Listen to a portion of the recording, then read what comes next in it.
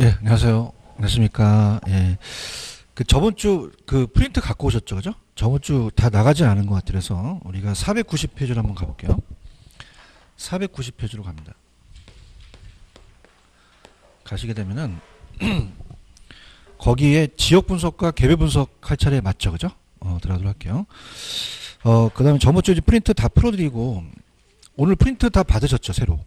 그래서 이제 간평을 가는데 일단은 저번 주에 넘겨보시면은 496페이지로 가시면 496으로 가시면은 책에 가시면은 496은 저번에 나갔었죠.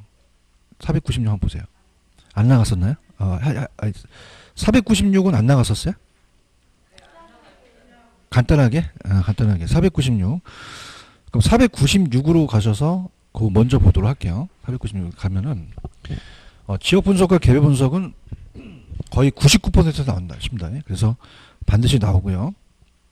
반드시 나오고 그 다음에 이번 주하고 다음 주 2주고 감정평가를 아마 다음 주하고 4주째 가서 1시간 있다 끝나게 되겠고 원장님하고 얘기했는데 지금 오전밤 교수님이 오후에 그 계산 문제 특강을 한다 그랬잖아요. 그래서 저도 이제 전체적인 좀 계산 문제를 보려고 그래요. 괜찮겠죠, 그죠? 마지막 주에. 그래서 마지막 주에 이렇게 해드리는 거 이렇게 하고요. 자, 496페이지 피셨죠? 들어갈게요. 중요합니다. 별표 3개짜리예요. 3개짜리. 자, 그래서 무슨 분석과 무슨 분석이 있죠? 지역 분석과 개별 분석.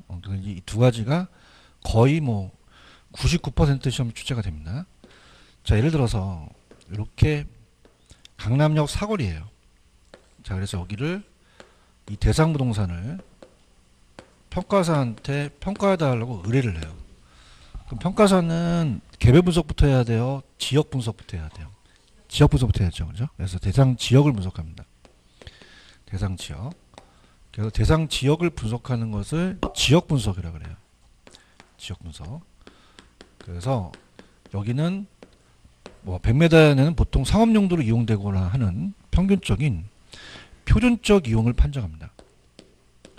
표준적 이용을 판정. 자, 이용을 사용이라고도 얘기를 하죠. 판정을 하고요. 자, 그 다음에 지역 분석이 끝나면은 그냥요 개별 분석을 해야 돼요. 그럼 대상 부동산을 분석하죠, 그죠? 개별 분석은. 그래서 개별 분석은 대상 부동산을 분석합니다. 분석을 해서 여기는 대상 부동산 자체의 이제 가장 그 좋은 용도 최유효 이용을 분석하죠.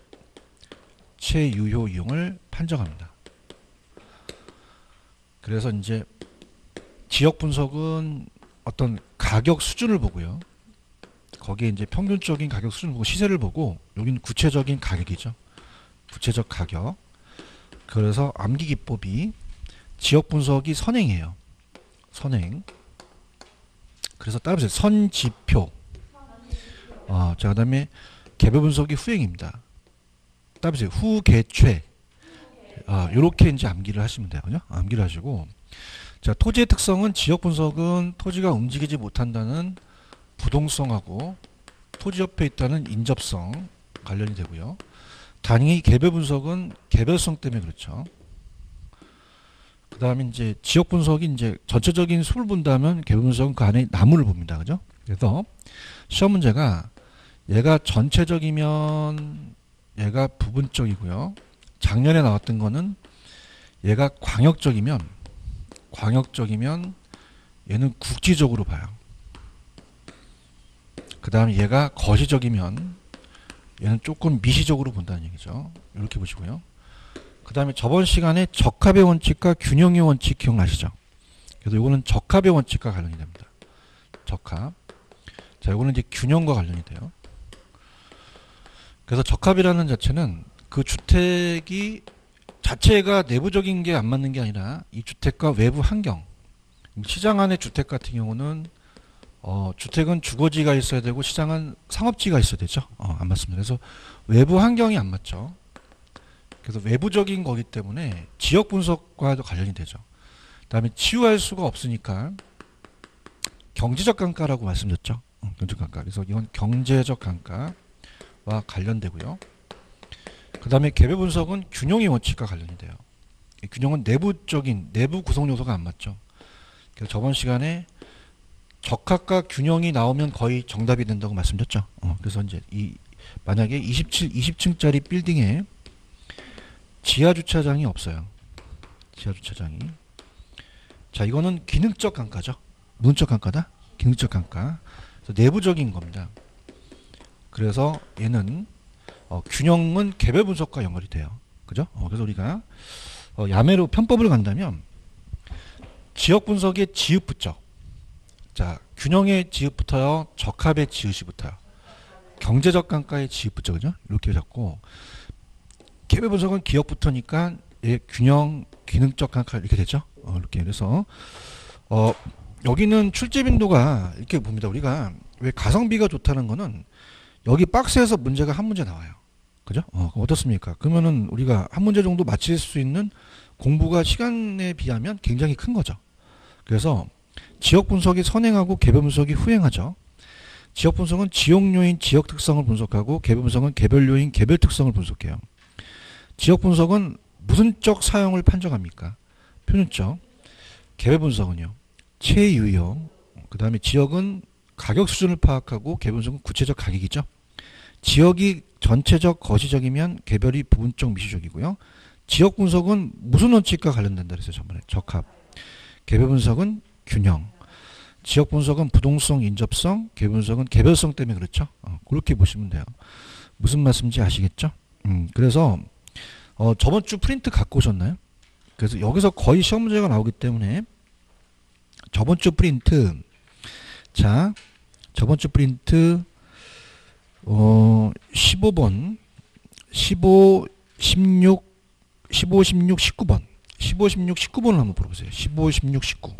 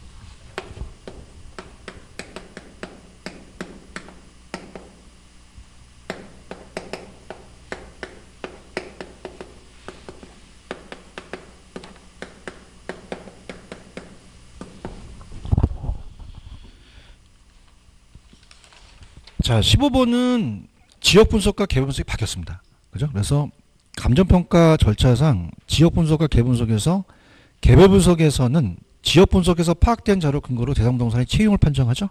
바뀌었고요. 그다음에 16번은 감정평가 이론상 지역 분석은 인근 지역뿐만 아니라 유사 지역은 제가 이따가 말씀드리고, 자, 이 지역 분석을 한번 보세요. 자, 지역 분석은 대상 부동산을 분석해요. 대상 지역을 분석해요. 지역의 구체적인 가격이 아니라 가격 수준을 보는 거죠. 이렇게 해서 틀렸습니다. 그래서 대상 부동산의 구체적인 가격이 아니라 대상 지역의 가격 수준을 파악하는 거죠. 자, 그 다음에 19번도 어떻게 돼요? 작년 문제입니다. 어떻게 돼요? 개별 분석과 지역 분석이 바뀌었죠. 그래서 앞에는 개별 분석이 들어가야 되죠. 대상 부동산에 대한 미시적, 국지적이고, 뒤에는 무슨 분석이 나와야 돼요? 지역 분석은 대상 지역에 대한 거시적, 광역적이죠. 체크하셨습니까? 그래서 지금 문제를 보더라도 됐다 잘 나와요. 얘가. 그죠? 그래서 그렇게 해서 보시면 되고, 그 다음에 490페이지로 가볼게요. 490페이지로 가시면은, 자, 490페이지 가시면은 지역 분석, 개별 분석, 지역 분석 개념과 목적이라는 단어 있죠? 굵은 글씨 위주로 갈게요. 그래서 지역 분석의 개념은 부동산 가치에 전반적인 영향을 미치는 지역 요인을 분석해서 채용 사용을 제약하는 편입적 사용, 장래 동향, 가격 수준을 파악하고요. 목적은 맨 밑에 가시면 5번. 지역 분석을 통해서 확인된 표준적 사용과 가격 수준을 통해서 대상부동산의 채용의 기준 설정에 도움을 주죠. 그래서 대상부동산의 가격을 판정하는 데 방향을 제시해요. 자, 그러면 지역 분석은 무슨 용에 대한 판정의 방향을 제시합니까? 채용에 대한 판정이 제시하죠. 판정하는 게 아니라 그걸 도와준다는 얘기예요. 그죠? 이거 잡으시고요. 그 다음에 이제 오른쪽에 가시면은 제가 찍어 드릴게요. 오른쪽에 거기 위에 인근 지역하고 그 다음 밑에 유사 지역이라는 단어가 있나요? 그러니까 실질적으로는 아예 전업반만 제가 찍어 드릴게요. 이 두 개가 나와. 이 두 개를 바꿔요. 예전에는 15회 이전에는 반전평가가 10문제랑 출제가 됐었는데 이렇게 막 15회 때 막 데모하고 막 난리 나가지고 6에서 7문제로 줄어들었어요. 그 다음서부터는 인근 지역과 유사 지역의 개념만 물어봅니다. 찾았습니까? 물론 그 세부적인 거는 안 들어가겠다는 게 아니에요. 이 유사 지역과 인근 지역의 그 감정평가에 관한 규칙에 있는 내용이 가장 유력합니다. 무슨 말씀인지 아시죠? 그럼 인근 지역이라는 거는 이 지역 분석은 사례를 가져올 수 있는 최원방권에 대한 도미수권에 대한 분석을 해서 자, 우리가 세종시에 있는 우리 학원과 같은 건물을 저기 대전에서 가져오면 돼요, 안 돼요? 안 되죠. 그럼 그냥입니까? 이 범위가 있습니까? 그걸 지역 분석이 그 범위를 설정해 준다는 얘기예요. 그래서 자, 대상이 속해 있으면 인근 지역이고 속해 있지 않으면 유사 지역이거든요. 그래서 만약에 요 대상 부동산을 평가하려는 지역이 인근 지역은 대상 부동산 속해 있고요. 만약 여기가 강남역이라고 봐봐요. 강남역이 이제 상업 지역이죠. 그럼 사례를 가지고 비교하면 돼요. 근데 사례가 없으면 유사 지역으로 가요. 그럼 유사 지역은 대상 부동산이 속해 있지 않는 지역이에요. 사례로. 그래서 자, 여기는 대상에 속해 있다, 속해 있지 않다. 속해 있지 않아요. 역삼역이라는 곳이 상업지역이 같기 때문에 간다는 거죠. 그래서 우리 시험 문제는 그냥 까놓고 얘기한다면 인근 지역과 유사 지역의 개념만 시험 문제 배정이 돼요. 그죠? 그래서 인근 지역은 그냥요, 대상이 속해 있어요. 유사 지역은요, 속해 있지 않는다는 게 가장 유력합니다. 근데 이제 얘네들이 뭘 냈냐면 거기 의해 인근 지역이라는 게 있죠. 대상 부동산이 속해 있지 않다, 속한 지역이다. 부동산 이용이 동질적이라는 건 이해 가셨죠? 근데 얘네들이 뭘 냈냐면 가치 형성 요인 중 개별 요인이에요, 지역 요인이에요. 지역 요인이라는 단어가 있나요? 이걸 개별 요인이라고 냈어요. 그죠? 왜냐면 지역 요인을 공유하는 것이지 개별 요인을 공유하는 건 아니죠. 자, 이 대상 부동산과 사례는 그냥입니까? 개별적으로는 다릅니까? 지역적으로는 똑같은 거잖아요. 그러니까 지역적인 요인을 공유하는 것이지 개별 요인을 공유하는 게 아니죠. 그런가요? 그럼 지역 요인에다가 박스. 그럼 나중에 개별 요인이 들어가면 된다, 안 된다? 안 되겠죠.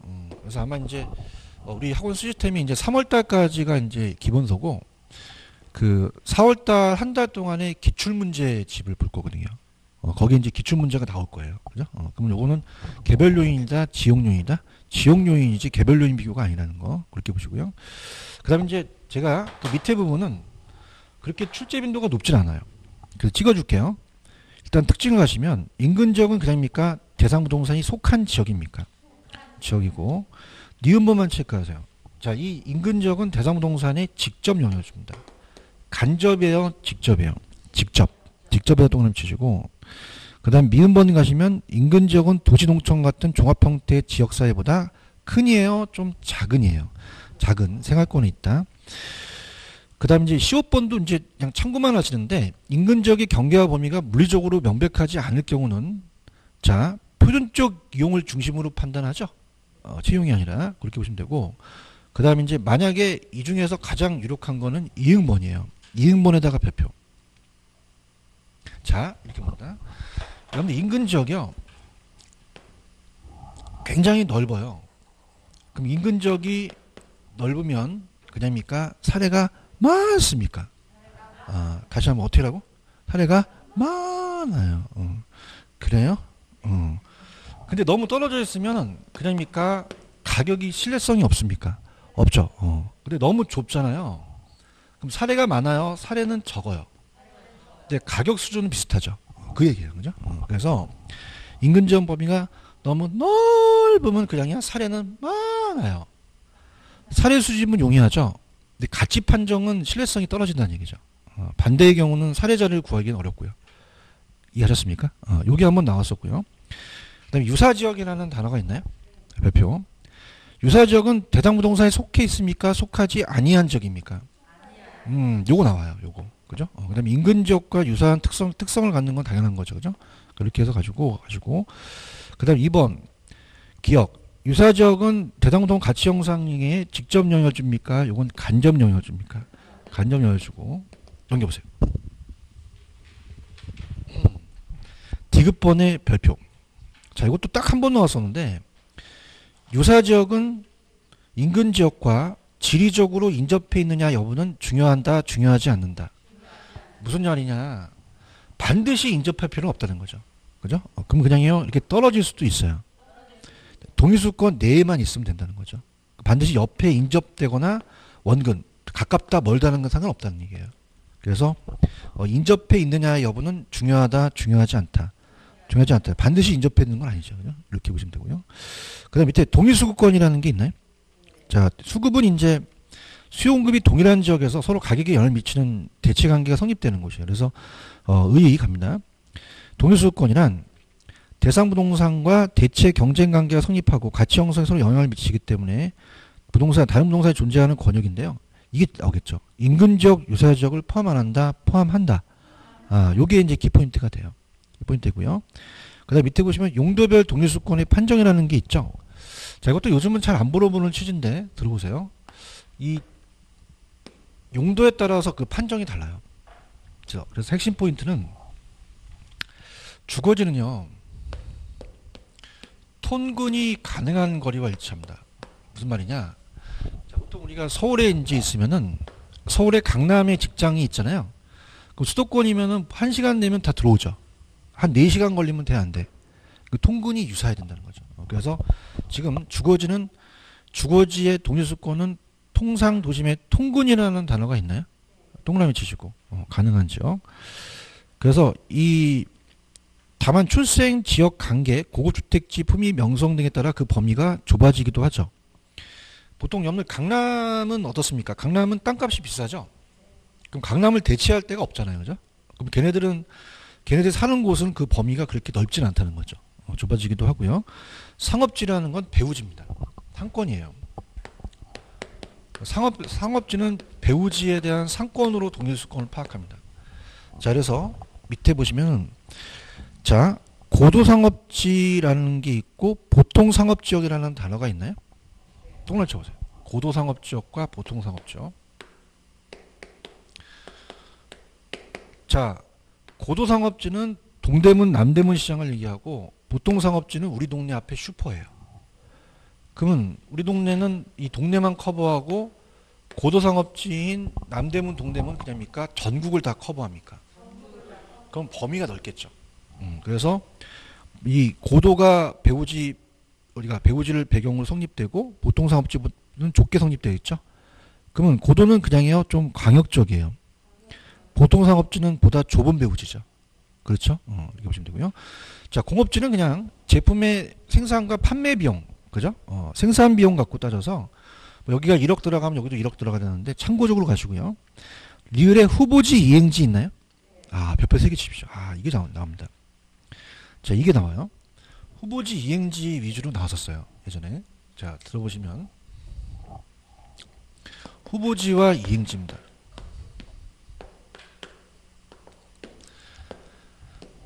자, 후보지는 지역 상호간이죠.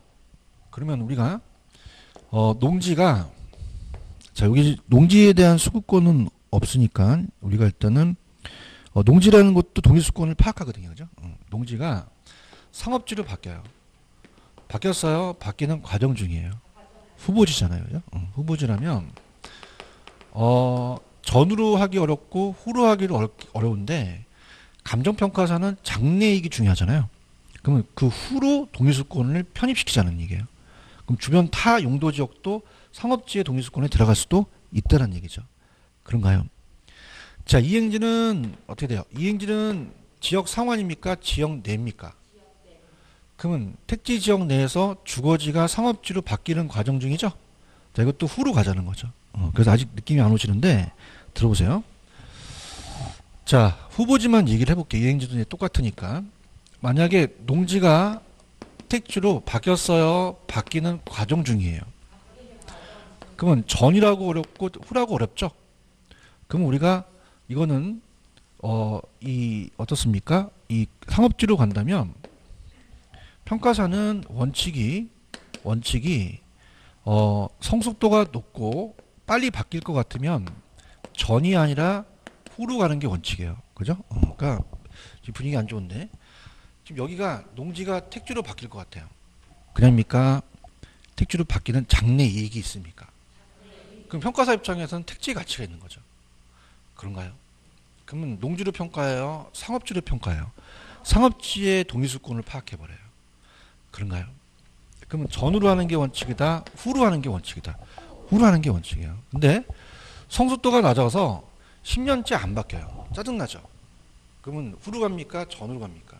전후로 평가할 수 있다는 거죠. 그래서 후로 간다? 전후로 간다? 전후로 가요. 무슨 말씀인지 아시겠어요? 그러니까 예를 들어서 지금 갑돌이가 고시생이야. 한 7, 80년대. 판사와 검사가 될 것 같아요. 됐어요. 바뀌는 과정 중이에요. 과정 중이죠. 그럼 얘가 지금 어떻습니까? 쓰레빠 신고 다니고 얼굴도 푸시푸시하고 막 그래요. 그죠? 추링 입고 다니고.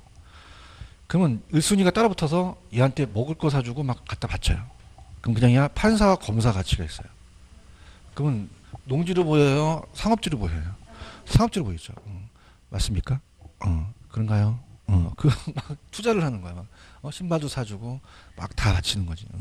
근데 그냥 예외가 있어. 그러면 이게 어떻을까? 이 스레바가 막 승용차로 보이고 고급 승용차로 보이고 튜닝 고급 저택으로 보이거든요. 그죠? 근데 그냥 다 예외가 있다. 10년째 안 바뀌어.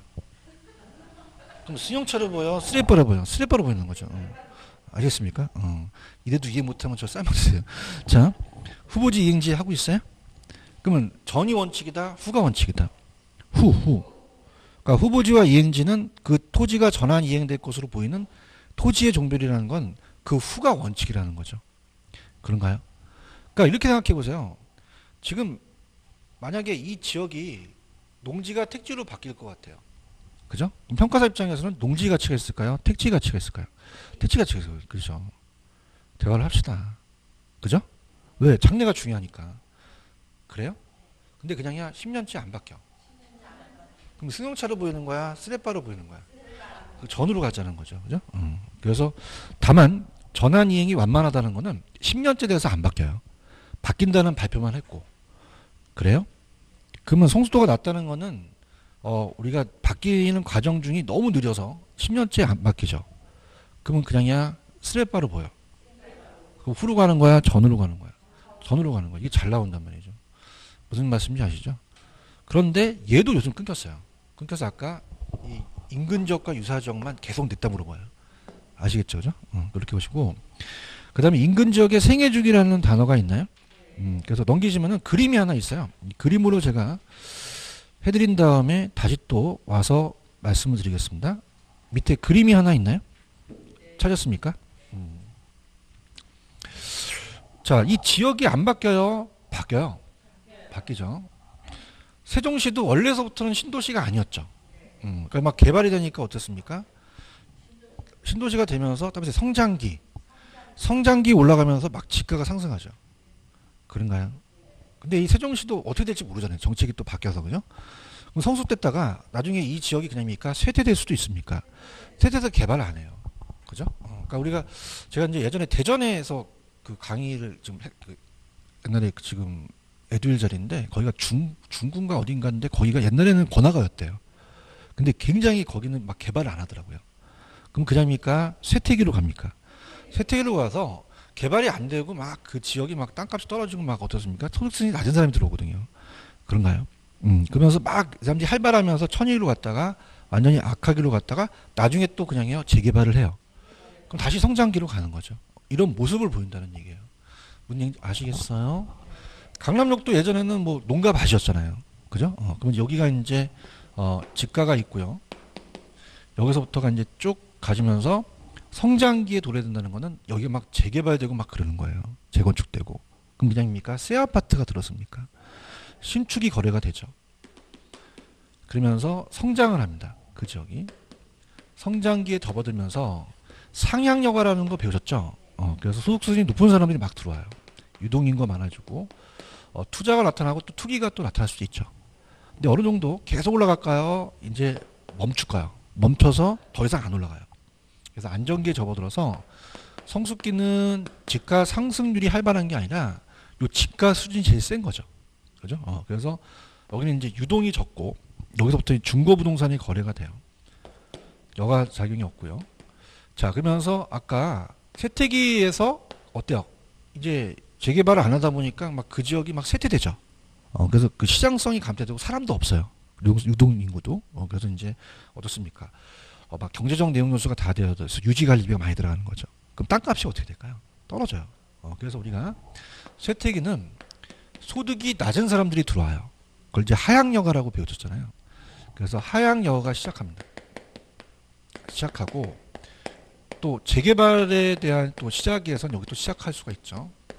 그러면서 이런 사람들이 막 활발하게 들어옵니다.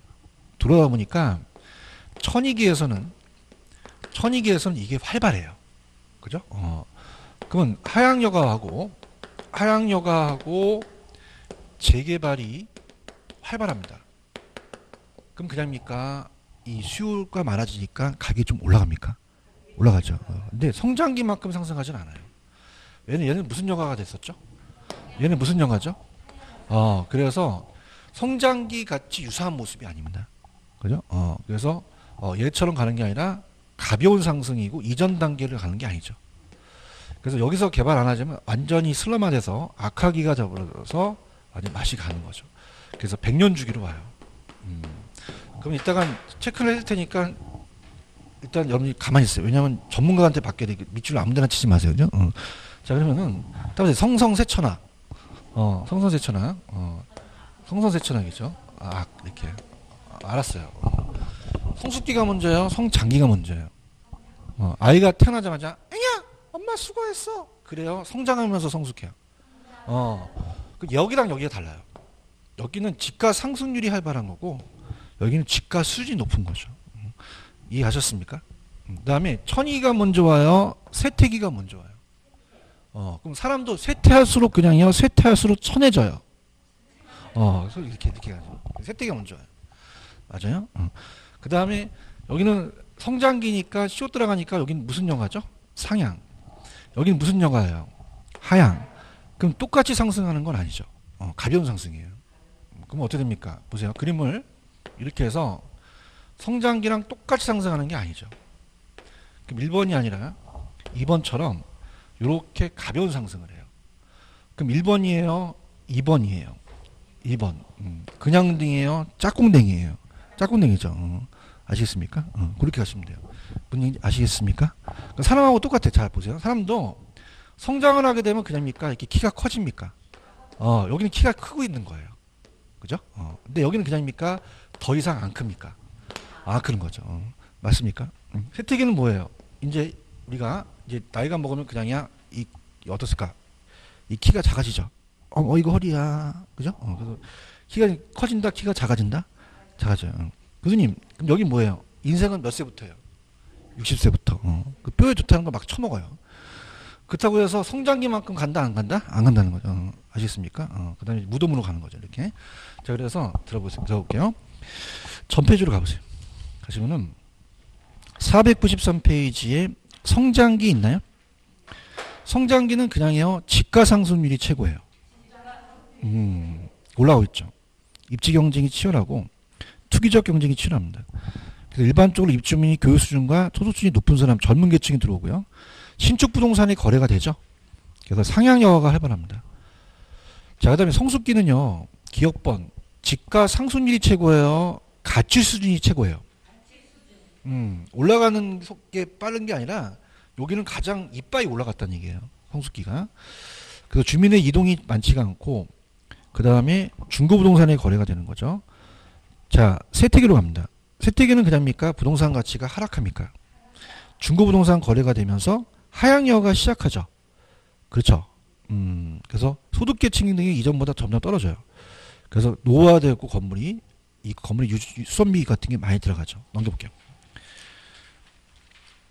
자, 그 다음에 이제 재개발이 여기서 이루어지면 또 상향여가 일어날 수도 있죠. 그죠? 자, 어떻습니까? 만약에 세태기에서 재개발되면 다시 또 성장기로 갈 수 있죠. 그래서 상향여가 또 바로 일어날 수도 있고요. 재개발이 없으면 천익이 악하기는 진행이 안 되죠. 천익이 합니다. 천익이는 하향여가 시작됐어요. 활발해요. 활발하죠. 재개발이 활발하죠. 니은번 별표.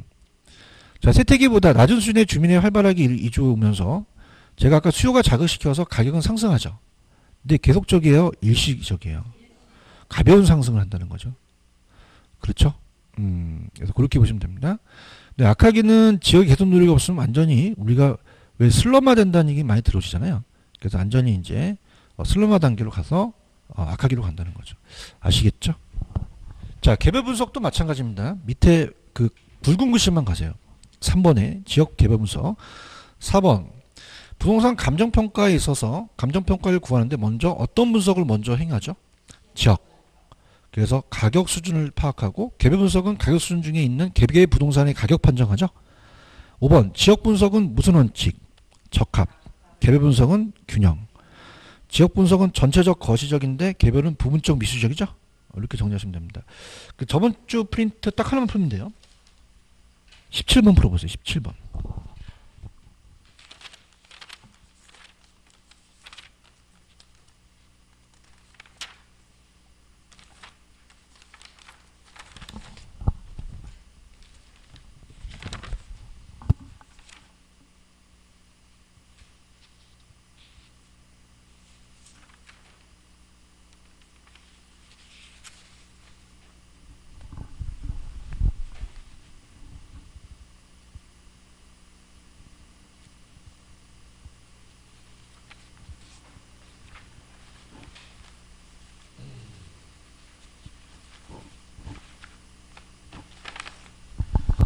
17번 유사지역이에요? 인근지역이에요?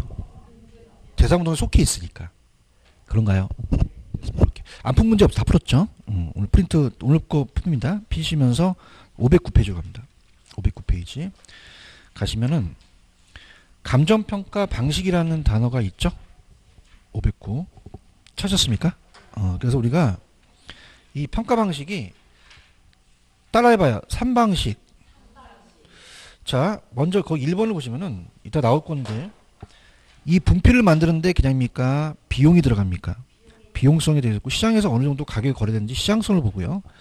제가 이 분필을 사서 여기서부터 수익이 발생할 수 있죠. 수익성을 갖고 따집니다. 그럼 넘겨보시면은 박스가 있어요. 가격의 삼면성이 있고 방식이 있고 그 방법이 이제 가격과 임대료가 쭉 나열되어 있습니다. 그래서 이 3방식 6방법이 아니라 7방법이라고 하거든요. 이 공시지가기준법이라는 토지도 들어가요. 그죠? 그래서 이제 우리가 한번 보는데요. 나중에 이제 제가 프린트를 이제 또 나눠드릴 테니까 거기 나와 있는 것도 이제 맞긴 한데 지금 3방식이라는 거는 돼 있고 3년성 방법이 돼 있죠. 그죠? 그래서 이렇게 천천히 한번 가볼게요. 들어갑니다. 이 분필을 만드는데 그냥입니까? 비용이 들어갑니까? 그러니까 가격의 3년성이라는 게 있어요. 자, 우리가 가격 3년성. 자, 그래서 비용이 들어가요. 비용을 갖고 가격을 매겨요. 자, 그래서 3방식이라고 하는데요. 건설회사가 주택을 지을 때 그냥입니까? 토지가 필요합니까? 그럼 택지를 취득해야겠죠. 비용이라는 게 들어가잖아요. 그럼 토지만 취득합니까? 원자재도 사야 됩니까? 비용이 들어가죠. 그래서 그 비용을 가지고 따져요. 그래서 우리가 요건 공급자 가격입니다. 공급자가 만드는 가격으로 가격을 매겨서 비용성이라고 하고 그것을 우리가 원가 방식이라고 하죠. 자, 시장성을 본다는 것은 사례가 많아야 돼요. 그래서 이 분필이 지금 사례가 거래되고 있는 게 100원으로 거래되고 있어? 그럼 나도 대상도 100원이구나 이렇게 평가합니다. 자, 그럼 시장 가서 그냥 했어요? 비교했어요. 비교했죠. 그래서 이건 시장 가격으로 본 거죠. 균형 가격 보고요. 그래서 이거는 따라서 비교 방식, 비교 방식이 됩니다. 비교 방식이 되고 그 다음에 제가 이제 어떤 수요자가 이 건물을 살려고 그래요. 그랬더니 임대료가 적게 나와야 돼요? 많이 나와야 돼요? 그럼 여기서 수익이 생길 수 있죠. 그럼 우리가 그 효용으로 수익을 갖고 따져서 이 수익성은 수입 방식이죠. 무슨 방식이다? 수입 방식. 그래서 몇 방식? 3방식이 되는 거예요. 아시겠습니까? 이렇게 됐고요. 자, 그 다음에 이제 거기 보시면은 옆에 그 방법이 따보세요. 원가법, 적산법 이런 게 있죠. 그래서 우리가 옛날에는 이제 3방식 6방법이었어요. 일단 들어보세요. 여기 6방법이니까 6방법이라는 거는 가격만 매기는 게 아니라 가격을 이제 가액이라고 얘기하고요. 그 다음에 임대료를 임료라고 얘기하거든요. 그래서 원가 방식에서 가격을 구하는 것을 원가법이라고 하고 임료를 구하는 것을 적산법이라고 해요. 자, 그 다음에 비교 방식에서 거래 사례를 비교해서 가격을 구하는 것을 거래 사례 비교법이라고 하고요. 거래 사례 비교법이라고 하고, 자, 임대료를 비교해서 구하는 걸 임대 사례 비교법이라고 합니다. 임대 사례 비교법. 자, 그 다음에 평가사한테 이제 맡길 때 여러분이 이제 어떤 건물을 딱 봐서 임대료가 많이 나오잖아요. 그럼 따라서 수익을 가격으로 환원해달라. 그 순수익을 가격으로 환원해서 이 가치를 매겨달라는 얘기예요.